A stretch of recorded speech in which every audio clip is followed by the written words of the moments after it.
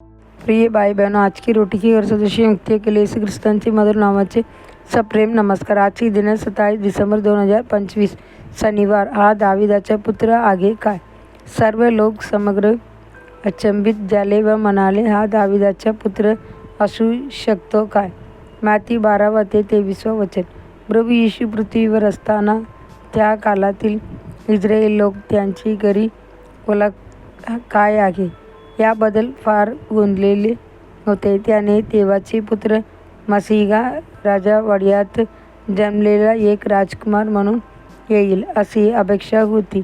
पण येशू नम्र कोठ्यात जन्मला आणि सोपनेत वाढला हे बघून ते अविश्वासात अडकलेले. तरीही जेव्हा त्यांनी त्यांची सामर्थ्यशाली चमत्कारे पाहिली तेव्हा ते धक्क झाले आणि विचारू लागले, हा दाविदाचा पुत्र असू शकतो काय? एकदा येशूने भूतबाधित अंताल्या आणि मूक असा मनुष्याला बरे केले. तो बोलू लागला आणि बघू लागला.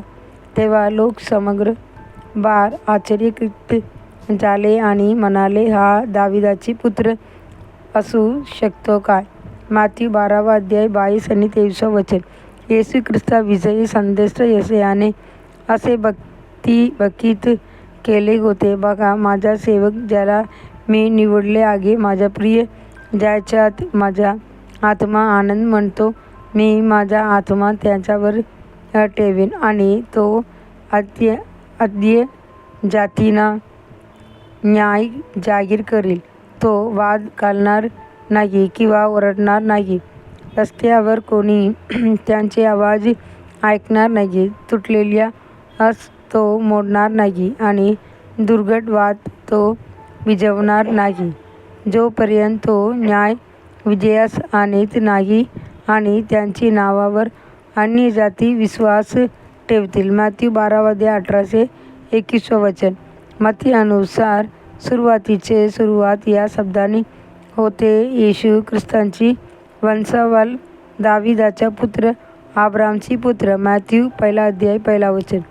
जे कोणी बरे होण्यासाठी, मुक्तीसाठी किंवा चमत्कारासाठी आतुर होते ते त्याला नेहमी दाविदाचा पुत्र असेच हाक मारीत. एखादा 2 आंधळे त्याचे मागे आले आणि ओरडता म्हणाले, दाविदाचा पुत्र, आमच्यावर दया कर. मग येशूने त्यांची डोळ्याने स्पर्श केला आणि त्यांची दृष्टी परत आली. मत्ती 9:23-30 वचन. टायर व सिदोन प्रदेशातील एका कानानी स्त्रीने एक मारून म्हटले, प्रभू दाविदाची पुत्र, माझ्यावर दया कर. माझी मुलगी फार भूत बाधित आहे. येशू तिला म्हणाला, हे स्त्री, तुझा विश्वास महान आहे. जसे तू इच्छितो तसेच हवे. आणि त्या क्षणापासून तिची मुलगी बरी झाली. मत्ती 15:22 वचन-28 वचन.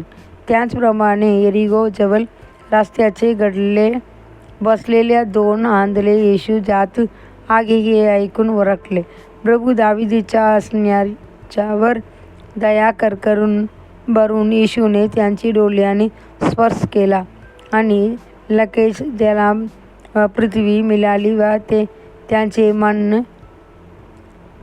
मागे गेले. मत्ती 20:30 वचन-34 वचन.